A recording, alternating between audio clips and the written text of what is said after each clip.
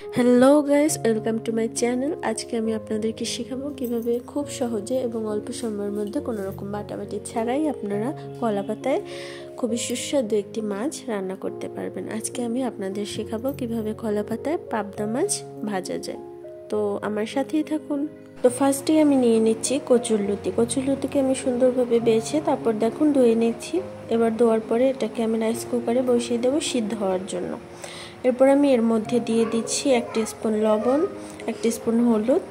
এবার এটাকে সুন্দরভাবে মিশিয়ে নেব। তারপর মেশানোর পরে এটাকে ঢেকে দিব যাতে সিদ্ধ হয়ে যায়। তো এভাবে সিদ্ধ দেওয়ার কারণ হচ্ছে যাতে কচুরলতিটায় আমাদের গলা না ধরে। তো এভাবে সিদ্ধ দেওয়ার ফলে আমাদের আর গলা চুলকবে না। তো দেখো আমার সিদ্ধ হয়ে গেছে। এবার আমি এটাকে উঠিয়ে নিচ্ছি। এটা খুব সুন্দরভাবে সিদ্ধ হয়ে গেছে। এবার আমি নিয়ে নিচ্ছি পেঁয়াজ কুচি আর নিয়ে নিচ্ছি কাঁচামরিচ কুচি।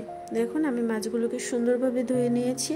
তো এবার আমি ধুয়ে রাখা মাছগুলোর মধ্যে দিয়ে দিচ্ছি 1 টিস্পুন লবণ, 1 টিস্পুন হলুদ গুঁড়ো, তারপর দিয়ে দিচ্ছি 1 টিস্পুন মরিচ গুঁড়ো, তারপর দিয়ে দিচ্ছি 1 টিস্পুন জিরে গুঁড়ো, তারপর দিয়ে দিচ্ছি 1 টিস্পুন মাছের গুঁড়ো মশলা, রাঁধুনির গুঁড়া মশলা। এটা পুরোটাই অপশনাল, এটা আপনি দিতেও পারেন আবার নাও দিতে পারেন, পুরোটাই আপনার ব্যাপারে। এরপর আমি এর মধ্যে দিয়ে দিচ্ছি কেটে রাখা পেঁয়াজ কুচি এবং কাঁচা লঙ্কা কুচি। তারপর এটাকে আমি দেখুন সুন্দরভাবে হাত দিয়ে মাখিয়ে নিচ্ছি।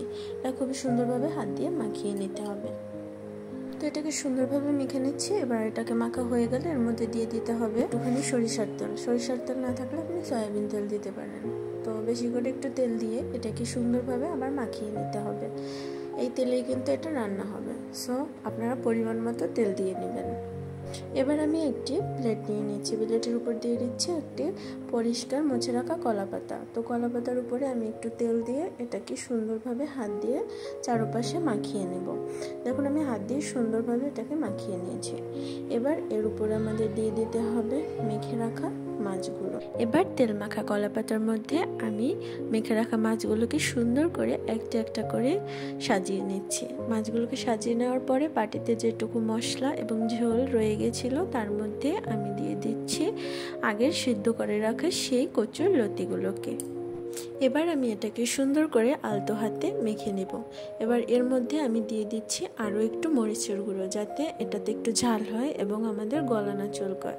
তার একটু মরিচের গুঁড়ো দিয়ে এটাকে আমি আবার সুন্দর করে মেখে নিচ্ছি। দেখুন আমার মাখা হয়ে গেছে।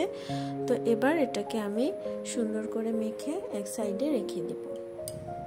এইবার এটা মাখানো হয়ে গেলে আমরা যে কলা পাতায় মাছ সুন্দরভাবে সাজিয়ে রেখেছিলাম সেই মাছের এক সাইড দিয়ে আমরা এই কচুর লতিগুলোকে সুন্দরভাবে দিয়ে দেব।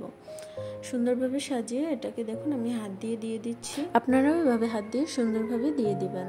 তো এটা দিয়ে দেওয়ার পরে আমরা নিয়ে নিচ্ছি একটি গরম কড়াই আমি একটি কলা পাতা দিয়ে দিচ্ছি। এবার ওই কলা পাতার উপরে আমাদের মাছের যে মেখে রাখা কলা পাতাটা ছিল সেটাকে সুন্দর হাতে আলতো করে দিয়ে দিতে হবে যাতে এটা কোথাও থেকে ছিঁড়ে না যায়।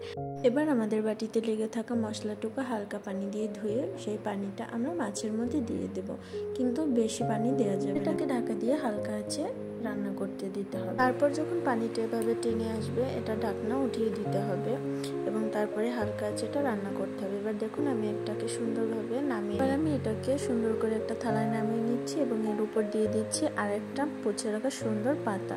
তো এর উপর আমি আরেকটা থালা দিয়ে দিচ্ছি। তার থালা দিয়ে ঢাকা দেওয়ার পরে এটাকে আমি উল্টে দেব যাতে মাছটা আমার ওই থালায় চলে যায়, মানে ওই পাতার উপরে। তো এবার নতুন পাতার এই মাছটাকে আবার আমি কড়াই দিয়ে দেবো। এবার ঢাকা দিয়ে দেবো। একটু সময় রান্না করার পরে যখন ওই কলা পাতাটা আঠা ছেড়ে দিতে থাকবে তারপরে আস্তে করে আমি কলা পাতাটাকে হাত দিয়ে তুলে নিব।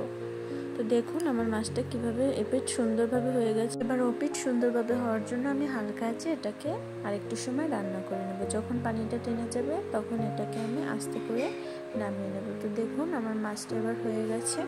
এবার এটাকে আমি নামিয়ে নেব। তো এবার এটাকে আমি সুন্দর করে একটা থালায় নামিয়ে নিয়েছি। দেখুন এটার কত সুন্দর একটা কালার এসছে এবং গ্রেভিটাও কিন্তু খুব সুন্দর হয়েছে। এটা দেখতে যেরকম লোভনীয় সেরকম খেতেও কিন্তু খুবই সুস্বাদু। তো আপনারা অবশ্যই এটা বাসায় সবগুলো ট্রাই করবেন।